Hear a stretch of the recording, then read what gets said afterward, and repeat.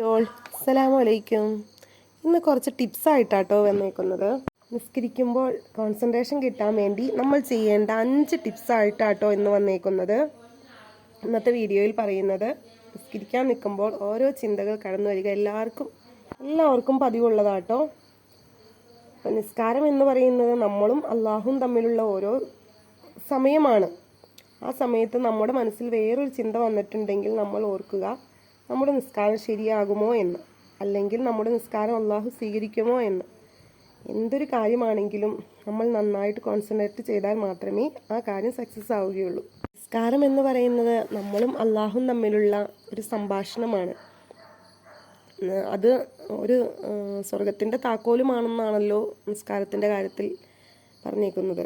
Number 1, നിങ്ങൾ അള്ളാഹുവിനെ ഭയപ്പെട്ടുകൊണ്ട് മാത്രം നിസ്കരിക്കാൻ നിൽക്കുക. 2, നിങ്ങൾ നിസ്കരിക്കുമ്പോൾ അള്ളാഹു നിങ്ങളുടെ നിസ്കാരം ശ്രദ്ധിക്കുന്നുണ്ട് എന്ന് വിചാരിച്ചിട്ട് നിസ്കരിക്കാൻ നിൽക്കണം.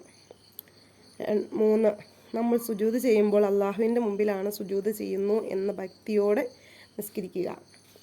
4, നമ്മൾ നിസ്കരിക്കുമ്പോൾ ഇടത് ഭാഗത്ത് നരകവും വലത് ഭാഗത്ത് സ്വർഗവുമാണ് എന്ന്, നമ്മൾ സിറാത്ത് പാലത്തിലൂടെ നടക്കാനുള്ളതാണ് എന്ന് വിചാരിച്ച് നിസ്കരിക്കുക.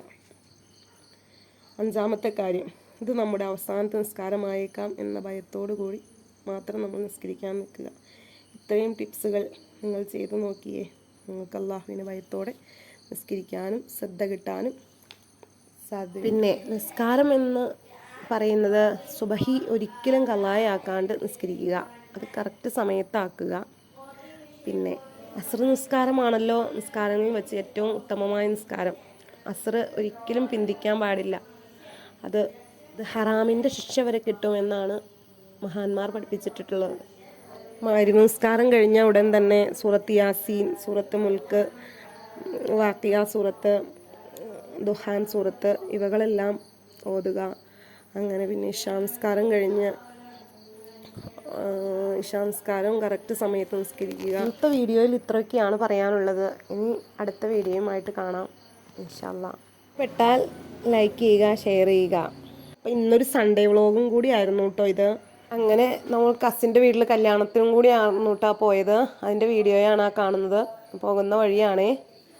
അങ്ങനെ നമ്മൾ അവിടെ കല്യാണത്തിനൊക്കെ ചെന്ന് ഫുഡൊക്കെ കഴിച്ചു. നല്ല അടിപൊളി ഫുഡായിരുന്നു കേട്ടോ. അങ്ങനെ ഐസ്ക്രീമൊക്കെ കഴിച്ച് തിരിച്ച് വീട്ടിലേക്ക് വന്നു. അങ്ങനെ ഇന്നത്തെ വീഡിയോ ഇത്രയൊക്കെ ഉള്ളൂ പറയാൻ. എല്ലാവരും വീഡിയോ ഇഷ്ടപ്പെട്ടാൽ ഷെയർ ചെയ്യുക, ലൈക്ക് ചെയ്യുക. ഇനി അടുത്ത വീഡിയോയുമായിട്ട് വരാം ഇൻഷാ അല്ലാഹ്. അസ്സലാമു അലൈക്കും.